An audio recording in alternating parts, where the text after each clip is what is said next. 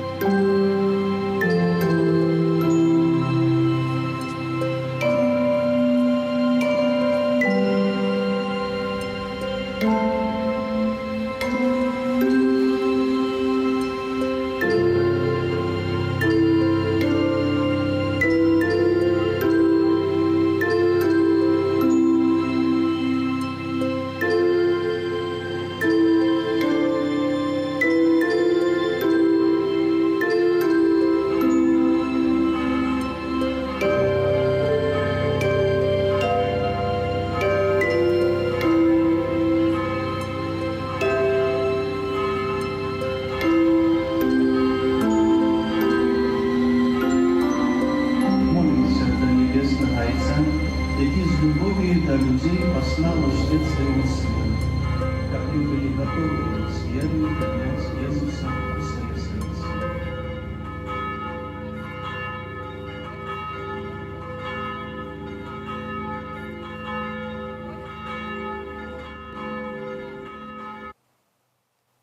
Святочнай атмасферы дадало гаспадарства надвор'е, марознае, снежнае таксама, чаго не было ўжо многа гадоў у гэтае свята. Сёлета атрымалася, а вочы ўсяго свету былі скіраваныя на Ватыкан, бо менавіта там для каталікоў галоўная вігілійная імша, якая прайшла ў базіліцы Святога Пятра.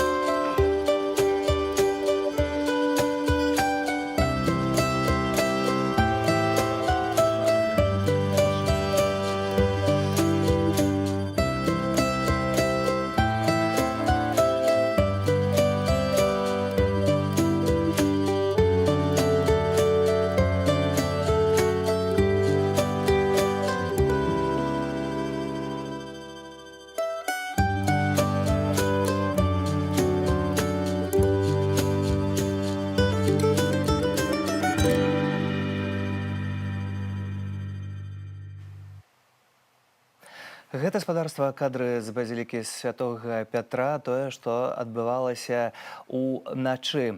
А традыцыйна 25-го ў дзень, то бок сёння, папа рымскі звяртаецца да вернікаў, якія збіраюцца каля базілікі, збіраюцца на плошчы Святога Пятра, каб паслухаць ягоны традыцыйны святочны зварот «Урбі эт Орбі», што азначае «гораду і свету».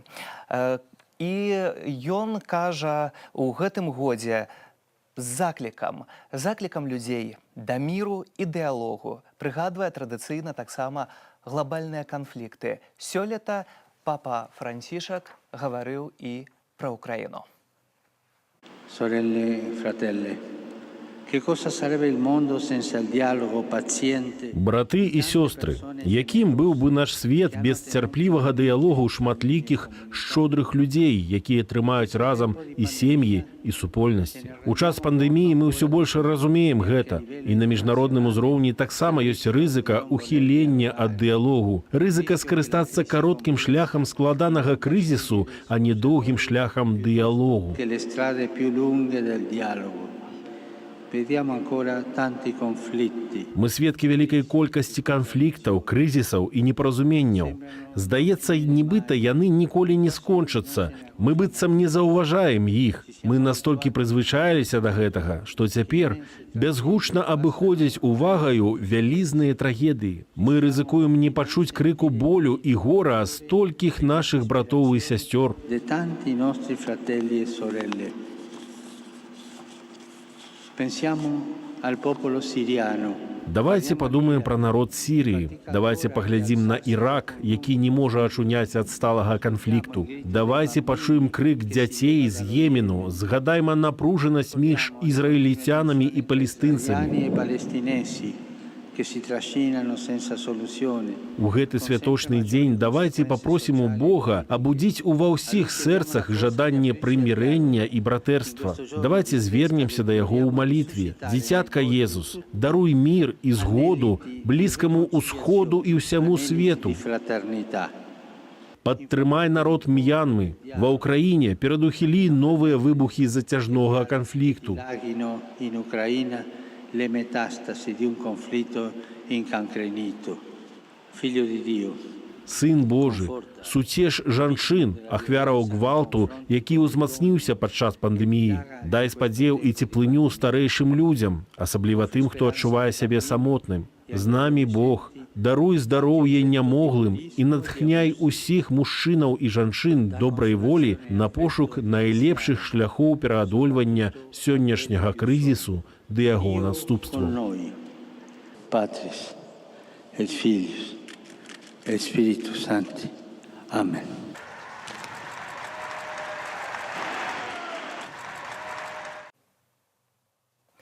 Кожны дзень, а ў гэтыя святочныя дні асабліва памятаем пра кожнага палітычнага вязня, таксама іх сем'і.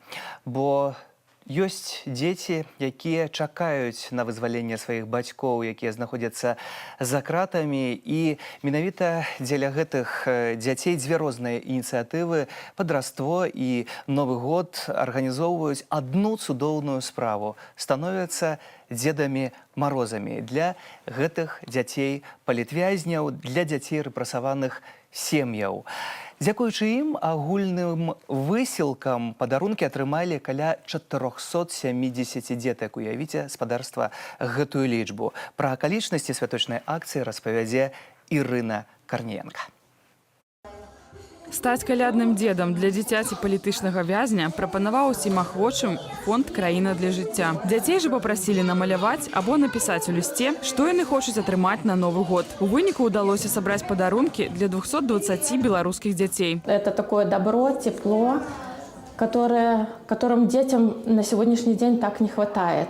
Деткам, у которых мама или папа находятся в заключении. Детки писали письма, и в некоторых письмах были такие фразы, что я хочу волшебную палочку, чтобы освободить папу. Ад дзяцей поступила вельмі шмат спартовых замоваў. Боксерскія рукавіцы, ролікі, мячы. Таксама дзеці прасілі ў каляднага дзеда лялькі, творчыя наборы. Кошт аднаго сабранага падарунка вагаўся ў межах 30 еўраў. У ролі казачнага персонажа для дзяцей палітычных вязняў выступілі беларускія дыяспоры з усяго свету. Розныя арганізацыі, у тым ліку засяроддзе дэмакратычных сілаў. Это время помогает нам пережить то, что, как нам кажется, мы делаем полезное какое-то дело. Мы работаем на то, чтобы нам всем вернуться домой, и мы помогаем тем, кому это необходимо. Свой навагодні падарунак атрымалі яшчэ каля 250 беларускіх дзяцей з рэпрэсаваных сем'яў. Асноўны пункт прызначэння, вядома, Беларусь. Але дзеці, чые сем'і былі вымушаныя выехаць у Польшу, Украіну, Літву, Эстонію, нават у Францыю ды іншыя краіны, таксама не засталіся без увагі. Ориентируюсь в основном на пол и на возраст.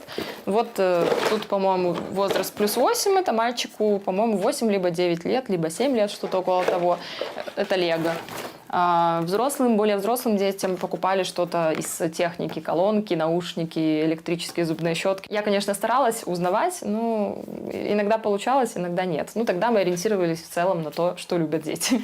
З лёгкай рукі грамадскай актывісткі Юліі Юхно да гэткай святочнай акцыі далучылася беларуская дыяспара ў Італіі, а таксама італьянцы. Дапамагалі нават дэпутаты і прафсаюзы. Такім чынам, з Італіі ўдалося забяспечыць каля 80% заявак на падарункі. Астатнія 20 закрылі беларусы. Для итальянцев это важно, потому что итальянцы очень эмпатичные люди по сути своей. Они живут, они из той Европы, которая всегда жила в достатке, скажем так, и поэтому они очень эмпатичны ко всем, к белорусам, к женщинам из Афганистана, к мигрантам и так далее, и так далее, и так далее.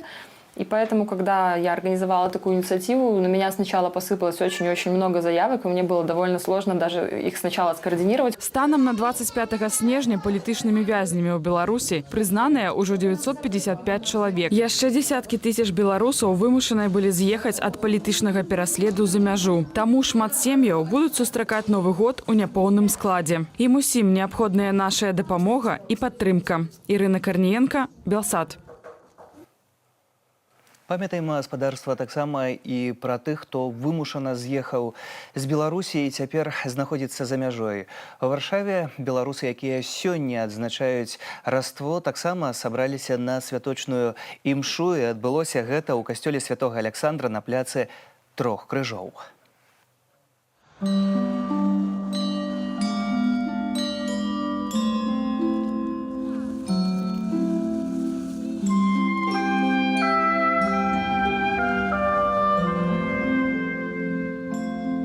Это свято надеи, свято поглубления адносінаў з Єсусом Христом.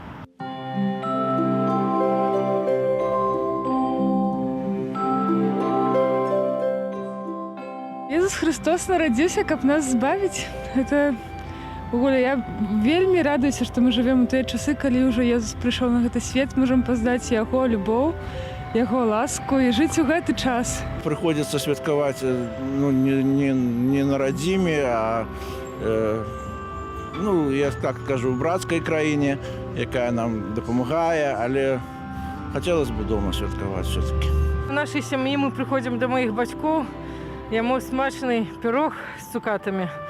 Але гэта хіба першы год, калі мы не разам, і хто дзе святкуе Раство, нехто застаўся ў Беларусі. Ну а мы цяпер тут у Варшаве і даводзіцца круціцца самім. Для нас тут у Варшаве гэта імша мае не толькі рэлігійнае значэнне, але в тым ліку такое нацыянальнае, потому что это бадай ці не адзінае месца, адно з нешматлікіх тут у Варшаве, дзе мы можам па-свойску, па-беларуску.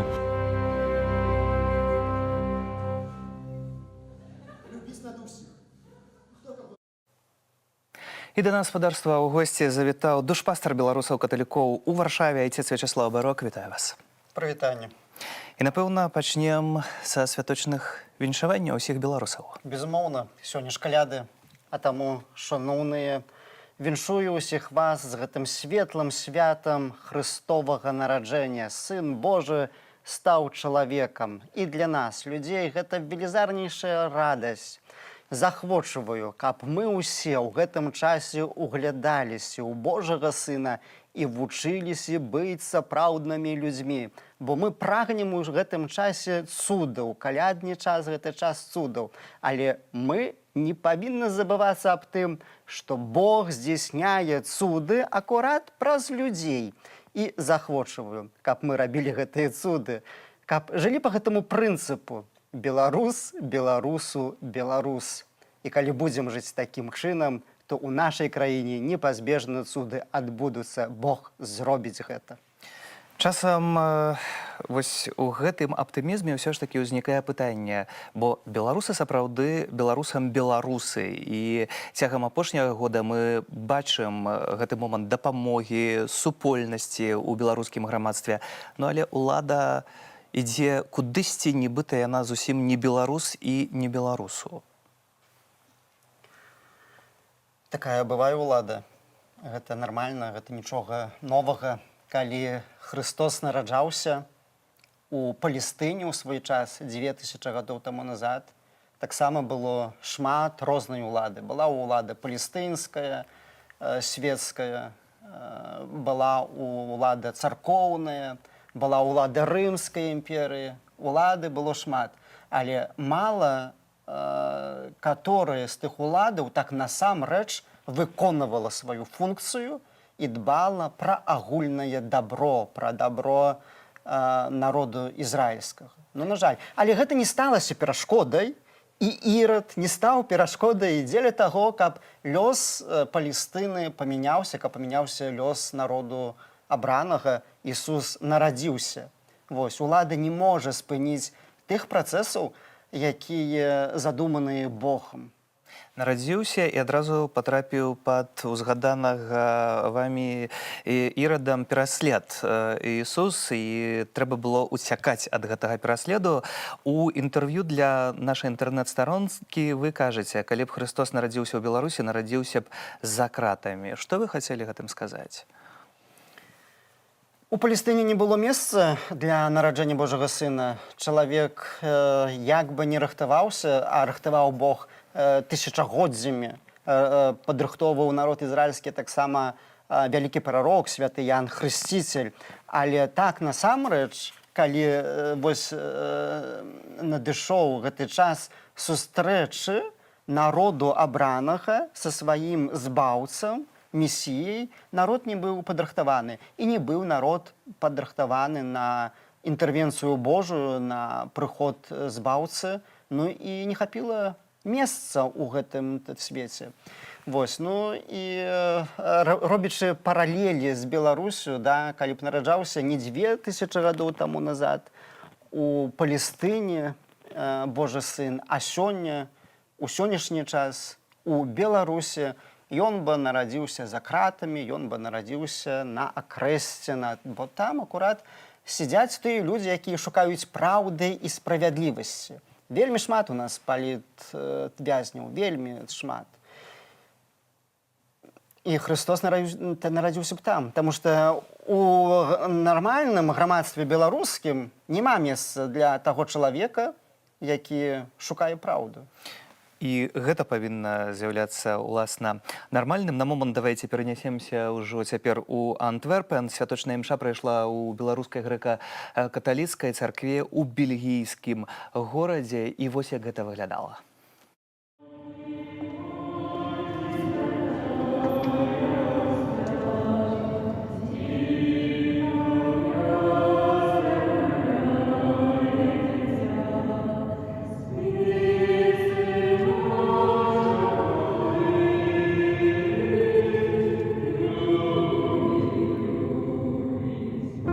Безумоўна, наша малітва нядзельная, еўхарыстыя і святочная нядзеля. Гэта перадусім малітва падзякі Богу за ўсе дабрадзействы, за ўсе ласкі, якія ён аказвае нам асабіста і ўсяму нашаму народу. І гэта таксама заўсёды для нас традыцыйна ў беларускай царкве малітва за наш родны край. У нас пастаянна прысутнічаюць прашэнні за Богам сцеражоную краіну нашу Беларусь і ўвесь беларускі народ, за стойкасцю веры, мужнасцю выпрабавання і вернасць свайму народу ўсіх нас. Гэта ў нас пастаянная малітва нашай царквы.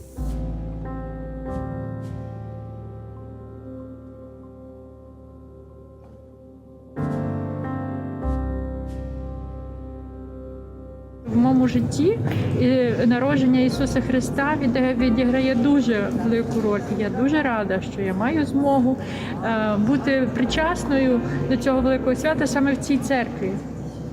Тут дуже хороші люди, дуже з щирим серцем, і таке свято, воно є надзвичайним.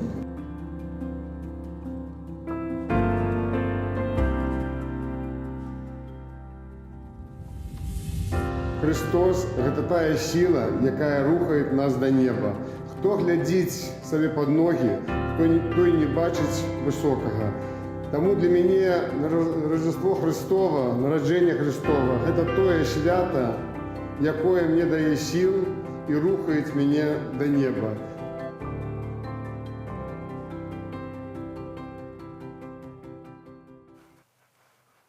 Цягам нашага эфіру гаспадарства мы будзем пераносіцца ў розныя краіны, ў розныя гарады, бо сённяшняе свята, свята нараджэння Христовага усіх яднае па ўсім свеце. Маё пытанне тады, спакой у нашым беларускім доме, магчыма, як паяднаць два берагі беларусаў? Паяднанне магчымае заўсёды. Аднак, гаворачы пра паяднанне, мы павінны таксама разумець які ўсё ж велізарнейшы крызіс перажывае наша грамадства у Беларусі.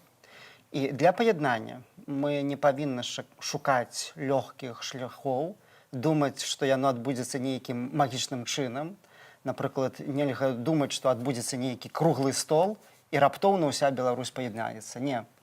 Мы занадта доўга ішлі вось да гэтага крызісу, гэта хвароба нашага грамадства зацягнутая, і лячэнне грамадства будзе таксама працяглым. А гаворачы пра паяднанне, трэба перадусім казаць, агучваць тыя прынцыпы, на якіх магчымае паяднанне. Так вось, паяднанне магчыма толькі тады, калі будзе абапірацца размова ў грамадстве на праўдзе і справядлівасці. Як мы сапраўды прызнаем, што праўда і справядлівасць гэта тыя каштоўнасці фундаментальныя для грамадства, то ў той час ёсць магчымасць, што паяднанне таксама адбудзецца. Але гэта доўгі працэс. Мы хіба з вамі не маем у гэтым ніякага сумневу, і абсалютна таксама большасць нашых гледачоў не маюць у гэтым сумневу. Але ёсць усё ж такі тыя, хто ўтрымлівае ўладу сілай, хто чыніць гвалт у краіне, і для іх ёсць свая праўда, хаця праўда адна. Праўда ёсць адна. Вось пра праўду мы павінны сцвердзіць адназначна. Праўда ёсць адна. Не можа быць так, што для мяне адна праўда, для вас другая, для сілавіка трэцяя. Адна ёсць праўда. Калі хтосьці з нас таксама кажа, а хто ж ведае, што такое праўда, для мяне, хрысціяніна, вельмі просты ёсць адказ. Ну, значыць, ты не ведаеш увогуле сэнсу жыцця, ты не ведаеш Бога, ты не ведаеш Хрыста, таму што для мяне вельмі проста. Я як веру ў Хрыста, я ведаю заўсёды, што такое праўда. Праўда ёсць Хрыстос. І вось для мяне гэта проста. Праўда для ўсіх аднолькавая. І для сілавікоў таксама. Так павінна быць. Прынамсі, у лонданскай беларускай грэка-каталіцкай царкве святога Кірыла Тураўскага і ўсіх святых апекуноў беларускага народу набажэнства на раство вялося па-ангельску і па-беларуску. І парах Сергей Стасевіч звярнуўся адмыслова праз эфір Белсату да землякоў з душ-пастарскім словам для беларусаў у замежжы. Давайте паслухаем. Христос народился не у своем месте, не там, где яны жылі, а в выпадковым мястэчку Бэтлеем. Нават гэта сімвалічна дае нам усім прыклад таго, як Господ Бог пераўзыходзіць всялякія людскія цяжкасці. І ў сваім слаўным нараджэнні ён таксама ўспрымае на сябе і ўсе тыя пакуты, якія сёння зведваюць выгнаннікі з роднай зямлі, людзі, якія былі вымушаныя пакінуць яе, свае насіджаныя гнёзды, пакінуць родных сваякоў, людзі, якія не змаглі пабываць на пахаваннях сваіх родных, якія не змаглі іх аплакаць належным чынам, якія прапусцілі важныя сямейныя моманты жыцця сваіх блізкіх. Всіх іх суцяшае сёння народжаны Христос, бо ён нарадзіўся таксама у галечы, у бядоце, так як спяваецца ў беларускай калядцы. І я перакананы, што ён сам ёсць жывы прыклад для нас.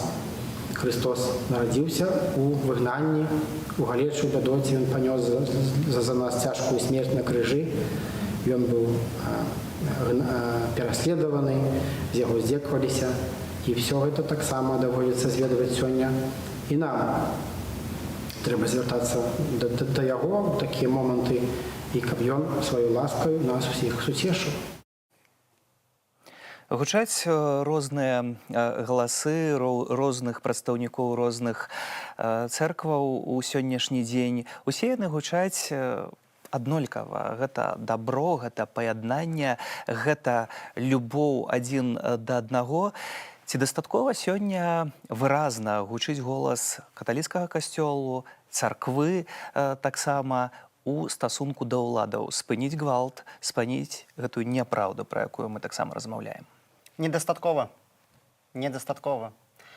Ведаеце, словы пра любоў гэта важна, але любоў не можа пазаставацца толькі на словах, павінна быць канкрэтыка.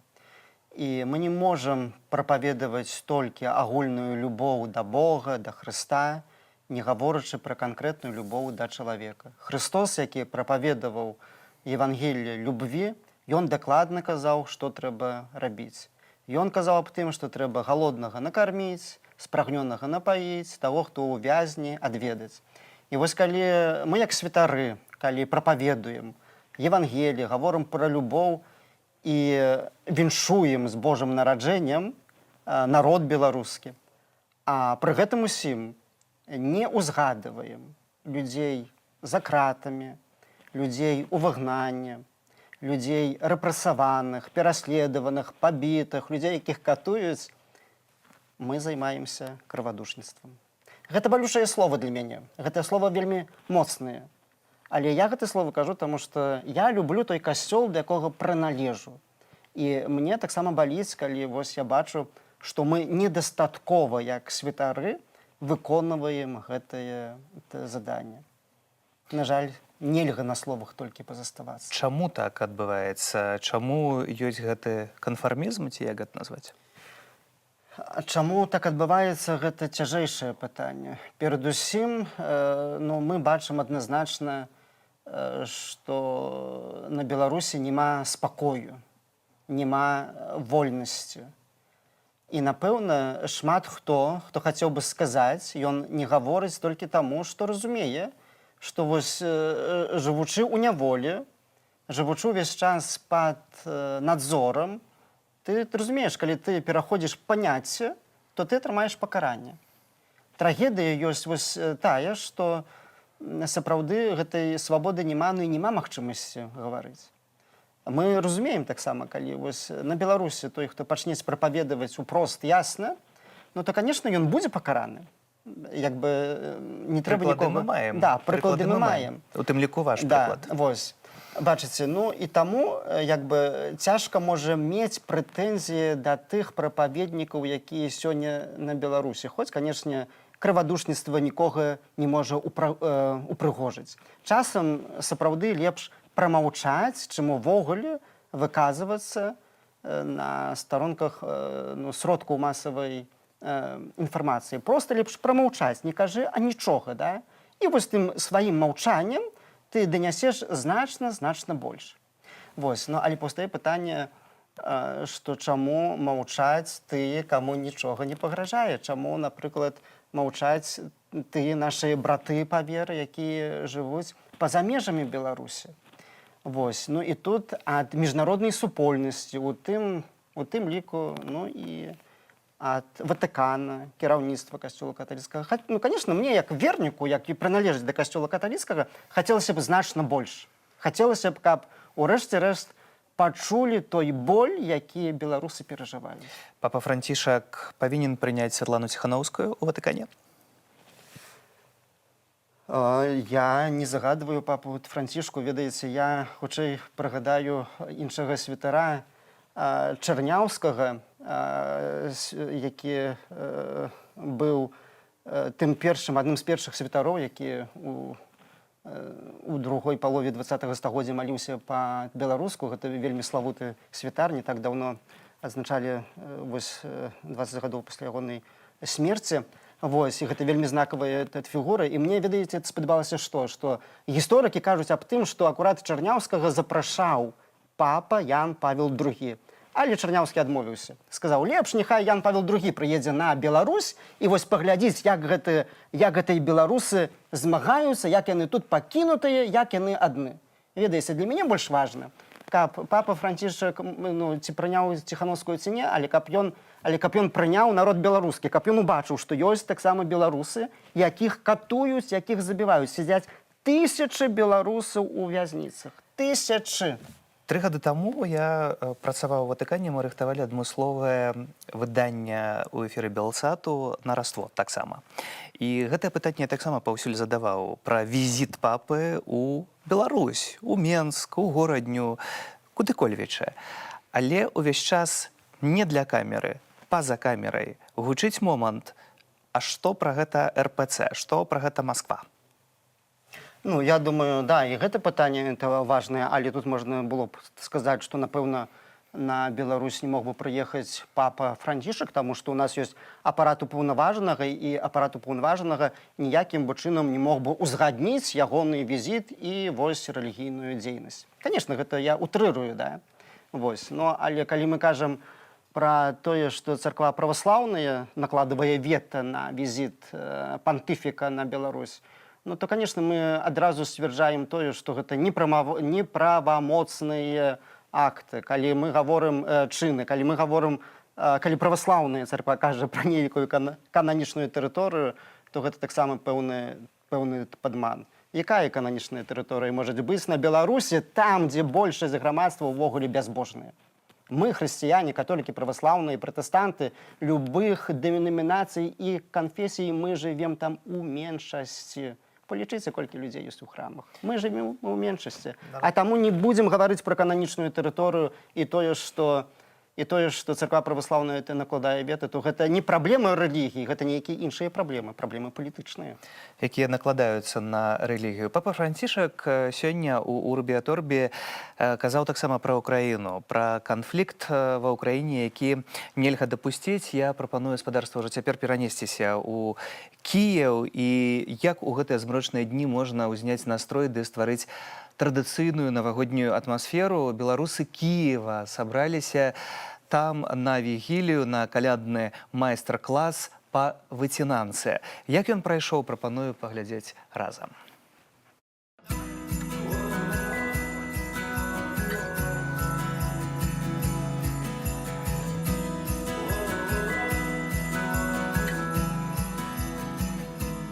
Увогуле у беларусаў багатыя традыцыі калядныя. І, канешне, адна з іх гэта калядаванне. Упрыгожыць хату на каляды можна павуком саламяным. Гэта будзе лепшае, чым можна. Старога трэба спаліць. Калі у вас не было старога, то трэба пачынаць ужо рабіць павукоў. Вось, і вешаць іх дзесьці на пачэсным месцы, таму што гэта такая мадэль сусвету, гарманічнага, прыгожага, які нам зараз вельмі патрэбны. Я займаюся выцінанкай, таму выцінанкамі таксама здаблялі хату да калядаў, палілі старыя выцінанкі, бо яны з паперы робяцца, і рабілі новыя. І маглі імі ўпрыгожваць і балькі пад столлю. Гэта, канешне, гаворка ідзе пра жытло вясковае, але мы таксама, тыя, хто захоўвае традыцыю, і ў сваіх кватэрах таксама развешвае дзесьці выцінанкі на шыбах, дзесьці каля абразоў, калі ў кагосьці ёсць покуць і гэтак далей. Ну і калядную зорку можна таксама ўпрыгожваць выцінанкай. Гэта вельмі просты матэрыял, папера, вельмі даступны, ён прыгожы, ён рознакаляровы, а зорка калядная – гэта цуд, і яна павінна быць як вясёлка, як сонца.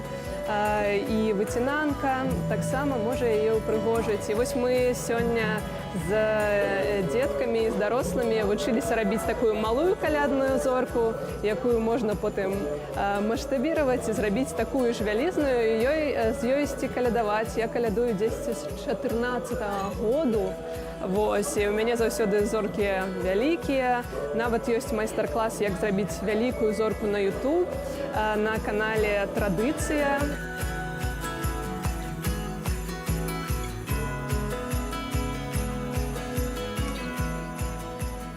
Было вялікае пытанне, што рабіць падчас калядаў, таму што у мяне дзеці каталікі, напрыклад, і што рабіць у Кіеве, калі тут па сутнасці адзін вялікі касцёл, які будзе цалкам забіты народам, мы не разумелі, не ведалі.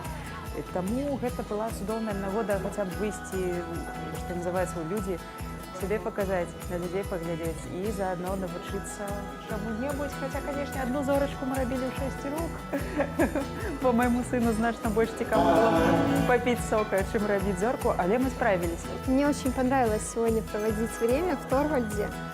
Спасибо, что они чтят белорусские традиции, что мы можем прийти, послушать белорусскую мову, сделать такую здоровскую звездочку.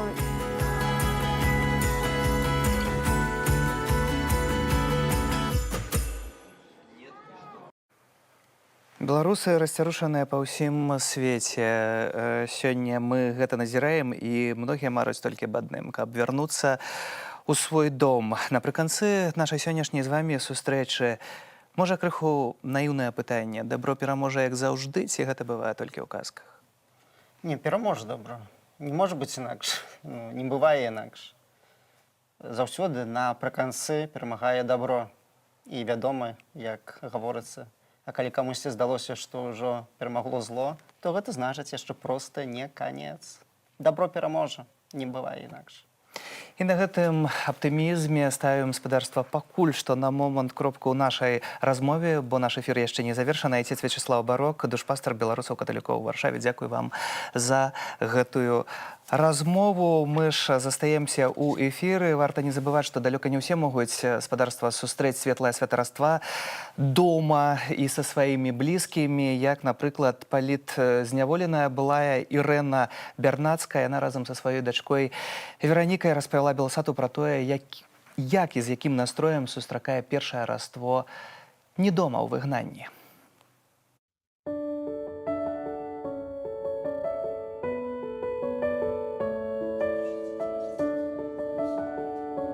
Нашымі сямейнымі традыцыямі з'яўляецца гэта заўсёды на вігілію мы сустракаемся ўсе разам. Ну, гэта так было на Беларусі. Упрыгожванне ялінкі, вігілійны постны стол, падарункі для дзяцей, спяванне календ, ідзём заўсёды на пастэрку, абавязкова ўжо кожны ў сваю потом парафію едзе. А цяперака, ну, як ёсць. У гэты вечар у нас стравы на стале, такія, якія магчыма прыгатаваць на нашай кухні, бо жытло не нашае. Але гэта постныя традыцыйныя стравы. Анжеліка Борис і Анджей Почобут знайдуюся за кратамі już 9. Анжеліка Борис і Анджей Почобут за кратамі ўжо 9 месяцаў. Таму на стале мы пакінулі лішнюю талерку як сімвал таго, што яны побач з намі, што мы памятаем пра іх і чакаем, калі яны нарэшце будуць на волі. Пам'ятаємо і чекаємо, коли вони вийдуть на волю. Молимося щоденно за них, щоденно молимося. Мы кожны дзень молімся за іх, раз на месяц арганізуем імшу ў касцёле, молім Бога, каб іх вызвалілі. Просимо о їх увольненні.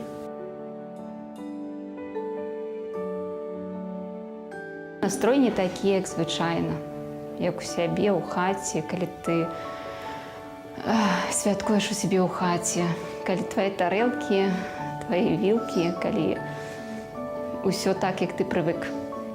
Тут усё інакш.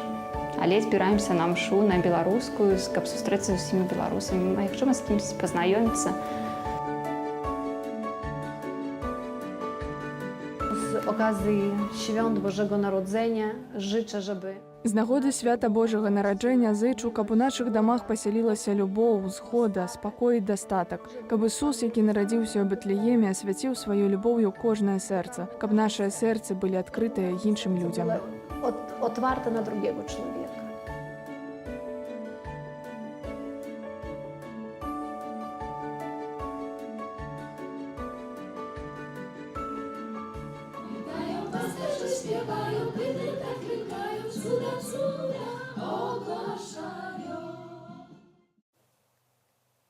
У гэтыя святочныя дні музыка Зміцер Вайсюшкевіч і таксама ВУЗ-аркестра выпусцілі адмысловы кліп, які называецца «Пад ялінкай». Слова напісаў Владзімір Някляеў, а малюнкі і анімацыю стварыў Андрусь Такінданг. Вашай увазе фрагмент.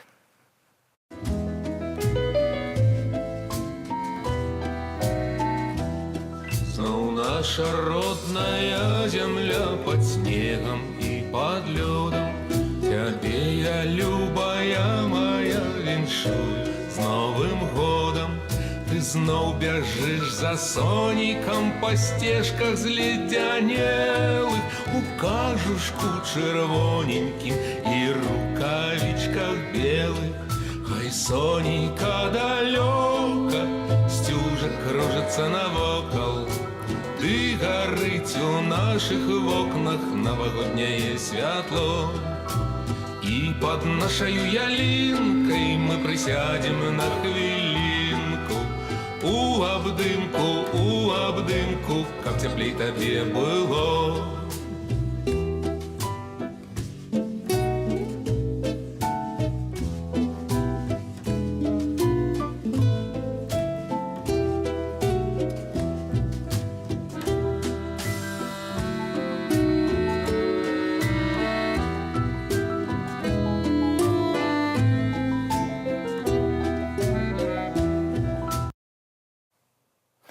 Вось такі, спадарства, атрымаўся кліп. А мы таксама звернемся да словаў Святланы Ціхановскай, якая запісала адмысловы відэазварот, у якім віншуе з калядамі. Дарагія беларусы, якія адзначаюць нараджэнне Хрыстова 25 снежня, прыміце мае сардэчныя віншаванні са святам. Раство – гэта дзень міру і радасці. Сёння ў сэрцах хрысціян гучаць словы, якімі анёлы абвясцілі віфлеемскім пастухам аб нараджэнні збаўцы. Хвала на вышынях Богу, а на зямлі супакой людзям добрай волі. А на зямлі супакой. На нашай роднай беларускай зямлі супакою зараз няма. Злачынны рэжым аб'явіў уласнаму народу вайну без правілаў. Невінаватых саджаюць у турмы. Грамадства спрабуюць напоўніць нянавісцю і страхам. Працягваецца масавы выхад з краіны. Беларусы ўцякаюць ад пераследу, як калісьці ад Ірада ў Егіпет уцякала святая сям'я. Але гісторыя раства кажа нам, што надзею забіць нельга. Нават калі гэта хоча зрабіць тыран, які аддае вар'яцкі загад зачысціць усю Беларусь, як калісьці ўвесь Віфлеем. Ірад можа пераконваць сваіх памагатых, што ён усемагутны, але насамрэч ён асуджаны на паразу. Я веру, мы абавязкова вернем спакою Беларусь. Мы адновім яго на самай трывалай аснове, на падмурку праўдай і справядлівасці, павагі да правоў і годнасці кожнага чалавека. Мы абавязаныя перамагчы. І я веру, што ўсе вернуцца дадому. Што вернікі царквы «Новае жыццё» вернуцца дадому ў свой храм, які ў іх гвалтам адабралі. Што вернуцца дадому Ігар Лосік, Мікіта Емельянаў, Вольга Залатар, Уладзімір Мацкевіч і мноства іншых сумленных людзей, якія зараз сустракаюць каляды не разам са сваімі сем'ямі. Я веру і кажу гэта кожнаму беларусу, хто стаміўся ці сумняецца. Я кажу гэта беларусам унутры краіны і за яе межамі. Я кажу гэта сусветнай супольнасці, сваім дзецям і самой сабе. Мы пераможам, бо з намі праўда. З нараджэннем Хрыстовым. А ўжо цяпер, спадарства, з намі на сувязі старэйшай дарадцы Святланы Ціхановскай, Франа Квячорка. Вітаю. Добрый вечер. Канешне ж, пачну з віншаванняў са святам і добра, надзеі і перамогі, Франак. І вам таксама, і гледачам Белсату ўсяго найлепшага, ўсяго людскага. Каляды – гэта свята надзеі, свята веры. Вось надзею нам усім вельмі патрэбна мець на 2022 год.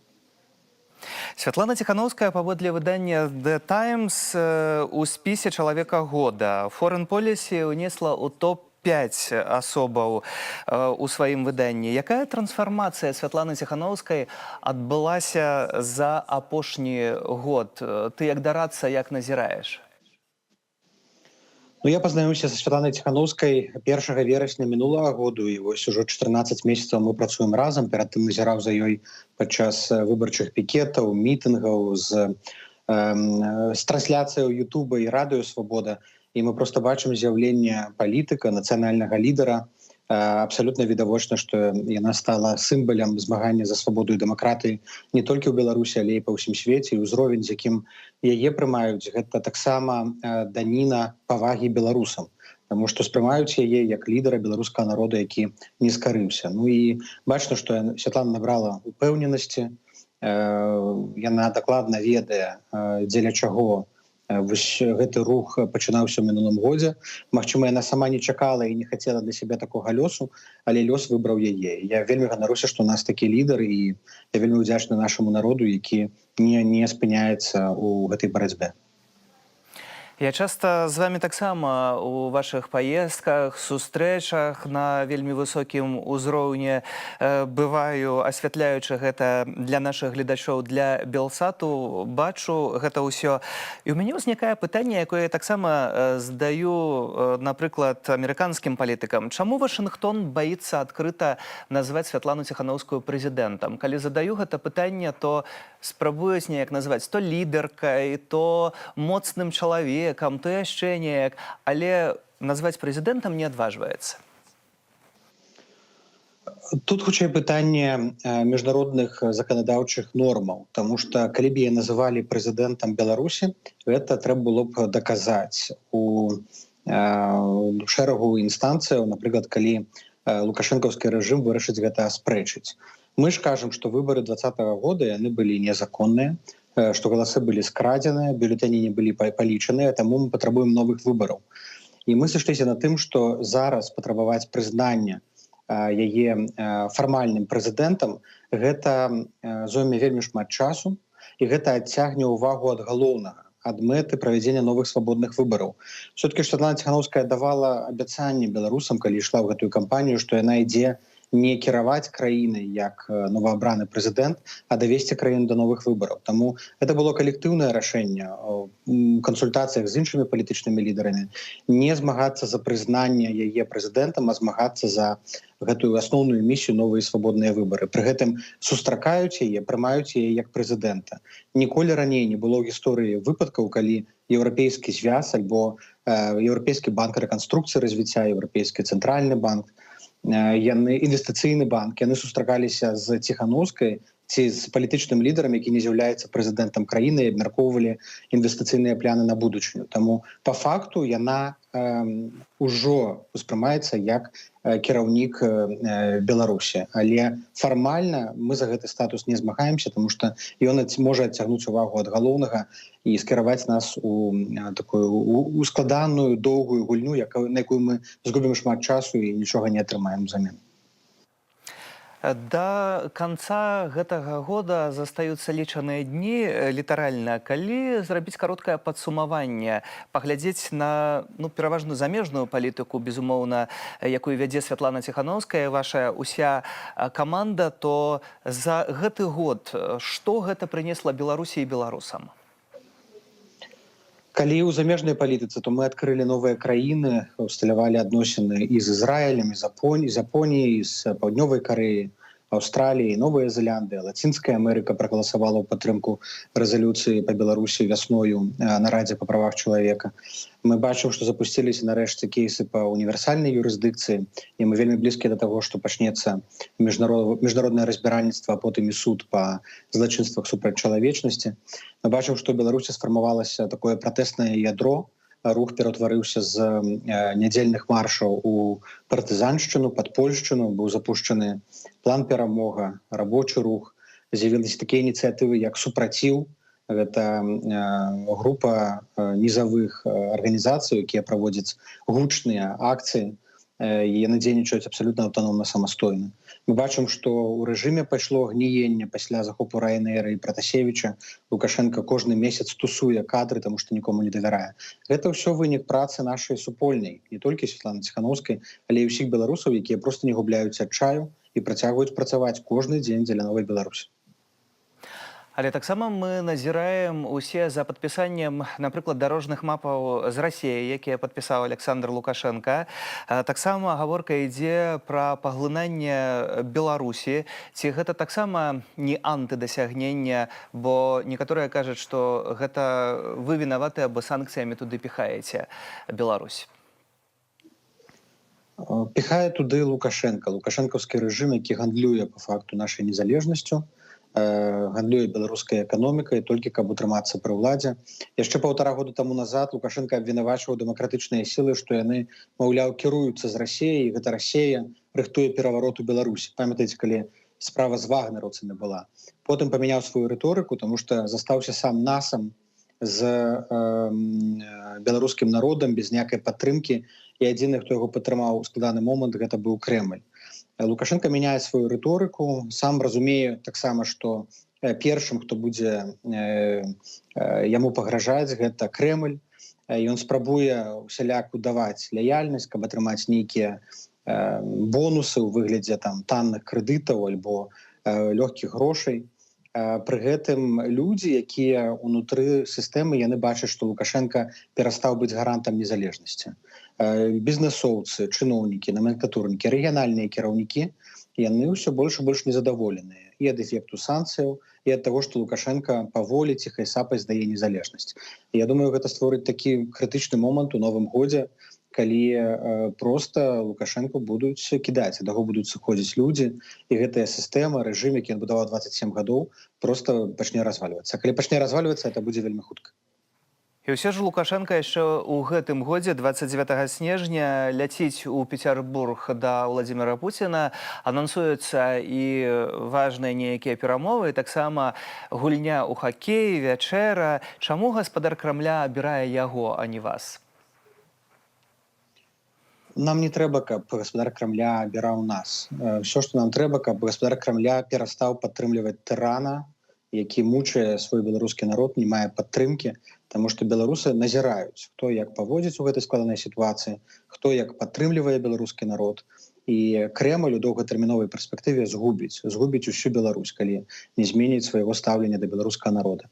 Тое, што на ім сустракаецца, катаецца на яхтах, гуляе ў хакей, вячэры і абеды, это плявок у твар беларускаму народу. І мы звяртаемся, не перастаем звяртацца да кіраўнікоў Крамля і да расійскага народа перастаць гэта рабіць, таму што мы хочам празрыстых адносінаў, добразычлівых, прыяцельскіх, партнёрскіх, але мы не хочам такіх адносінаў, якія зараз збудаваныя паміж народамі, калі просто народ адсунуты на другі план, і мы не ведаем, што за кулісамі, з нашымі спінамі падпісваецца і вырашаецца. Такое нам не патрэбна. І таму мы не хочам шукаць у Расіі ворага, але разам з тым сваю незалежнасць, свой суверэнітэт аддаваць, прадаваць мы не дазволім. Колькасць палітычных вязняў у Беларусі стала расце. Сергей Ціхановскі атрымаў 18 гадоў зняволення, ёсць і вышэйшыя тэрміны. Няма адчування ў гэтай сітуацыі паразы?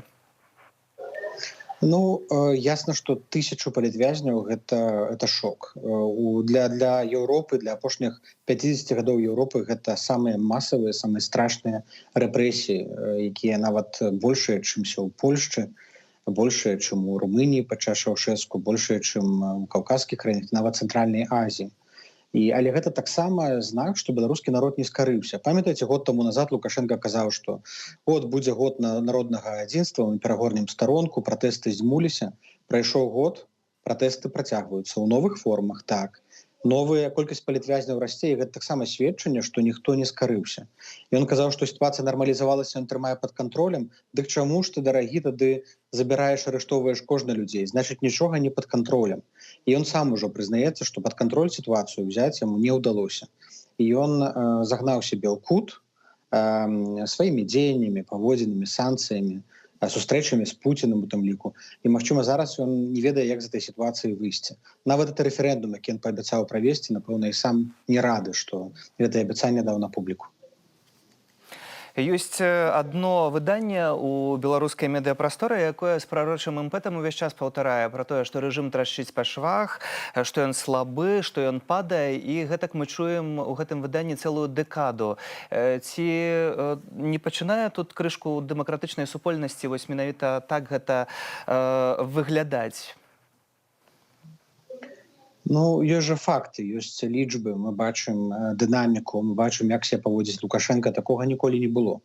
У 10-м годзе пасля разгону плошчы 19 снежня з масавых судоў ужо праз год сітуацыя так ці інакш пачала супакойвацца, пратэсты патэнцыял быў збіты. Ужо прайшло 1,5 года, нічога не суцішылася, і мы бачым, што і захад нашмат больш рашучы. Гэтым разам нам удалося ўтрымліваць адзіную супольную рэакцыю захаду. Спадзяемся, што да красавіка ўдасца падключыць да супольных дзеянняў Украіну, якая зараз таксама разглядае ўвядзенне сектаральных санкцыяў супраць рэжыму Лукашэнкі. Будуць больш рашучыя амерыканскія дзеянні, асабліва пасля разгрому Радыё Свабода, бо гэта атака не колькі на Радыё Свабода, колькі на Вашынгтон. Я думаю, што разам з саюзнікамі і ўнутры Беларусі мы будзем працягваць гэты ціск. І тое, што рэжыму зараз вельмі складана нейкім чынам прадэманстраваць нармалізацыю, гэта таксама сведчанне, што перамены могуць адбыцца вельмі нечакана. Вось тут быў закрануты момант Украіны, і я б таксама хацеў на гэтым спыніцца, бо амбасадар Беларусі ва ўкраіне вельмі канкрэтна даў зразумець афіцыйнаму Кіеву, сказаўшы, што усе далейшыя дзеянні Менску будуць залежаць ад вашых паводзінаў. Такі крышку зварот, як да нейкіх дзяцей. Ці тут не атрымліваецца, што ў Менска усе вось гэтыя казыры, кажучы картачнымі тэрмінамі? Ну, гэта такія казыры аднаразовыя. Можна аднаразова сказаць, што мы размесцім ядерную зброю. Можна сказаць аднаразова прызнаць там ці не прызнаць Крым. А што потым? Што далей ты можаш рабіць? Всё, у цябе больш інструментаў няма. Таму гэтая прастора для манеўру, яна звужаецца. Яны могуць палохаць спачатку рытарычна, потым практычна уводзіць нейкія захады, прымаць нейкія законы, зноў жа фармальна прызнаваць ці не прызнаваць Крым. Але гэта ўсё. Інструментаў становіцца ўсё менш. Плюс эканоміка краіны, яна ж найбольш будзе рэагаваць на ўсе гэтыя рашэнні, гэтыя дзеянні рэжыму. І мы так разлічваем, што ў лютым сакавіку будзе адчувацца і эфект санкцыяў. Найперш ударыць па кашальках рэжыму. І Лукашенко не можа нармальна кіраваць дзяржавай, калі будзе ціск і з боку ягоных уласных людзей, і з боку суседзяў, і з боку асноўных гандлёвых партнёраў, ну і ўрэшце з боку беларускага народа. Яму трэба будзе рабіць нейкія саступкі, ці яму, ці людзям унутры рэжыму. Як толькі ён пачне імітаваць нейкія саступкі ці імітаваць нейкія рэформы, сістэма можа вельмі хутка і лёгка разваліцца. Нам жа трэба быць цярплівымі, паслядоўнымі. Нам не трэба кідацца ўлева ўправа. Нам трэба рабіць тое, што мы рабілі, настойваць на новых выбарах паслядоўна і прынцыпова, перацягваць людзей на свой бок. І так мы даб'емся перамогі. А не атрымаецца, што эфект санкцыяў ударыць не па гаманцах рэжыму, а па шараговых беларусаў, па працоўных таго ж Беларускалію, горадня Азот ці Нафтану? Бальшыня гэтых людзей, калегаў, рабочых, якія там працуюць, яны працуюць у стане прыгонных. Яны дзяржаўныя наёмныя, дзяржаўныя служачыя. Многія з іх атрымліваюць, ну, калі не лічыць там адмысловыя надбаўкі за лаяльнасць, атрымліваюць невялікія грошы. І рэжым, наадварот, ён вымушаны нейкім чынам супакойваць і дадаваць ім прэміі, даплочваць, каб яны, не дай Божа, не разбунтаваліся. Таму, калі будзе адчувацца эфект ад санкцый, ён будзе адчувацца ў апошнюю чаргу. Найперш гэта адчуюць тыя, хто валодаюць рэсурсам, тыя, хто кіруюць тымі прадпрыемствамі, і ўжо ў апошнюю чаргу адчуюць рабочыя.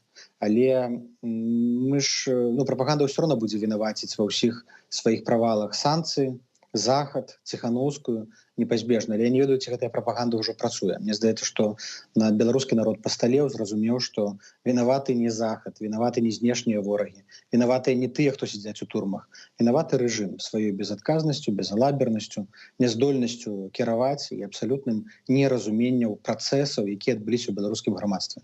Мы маем абсалютна новую якасць беларускага грамадства у параўнанні з тым, якім яно было 5, 10, 15 год таму назад. А Лукашенко ўсё яшчэ жыве, кіруе, нібыта у пачатку 90-х. Кажа старэйшы дарадца Святлана Ціхановская. Франак Вячорка, дзякую за гэтую размову. Франак, а мы на сёння ў нашым суботнім эфіры ставім кропку спадарства. Ужо праз момант перанясемся ў Аўстралію, у Сідней. Паглядзіце, як мноства людзей там святкуюць Раство на пляжы. Гэта самы папулярны пляж Бонзі-Біч, дзе максімальна выкарыстоўваюць летняе надвор'е. Для вас сёння у эфіры працаваў Сергей Пацасонны. Яшчэ раз віншую са святам Раства Христовага і таксама заахвочваю быць з намі ў заўтрашнім эфіры ад 21 гадзіне. Выданне «Тыдзень». Я яго вяду на гэтым тыдні, і у нас будзе адмысловая размова. Амбасадар і сталы прадстаўнік ЗША пры АБСЕ Майкл Карпентер даў інтэрв'ю Белсату. Заахвочваю быць з намі. Добрага вечара і да сустрэчы ў эфіры.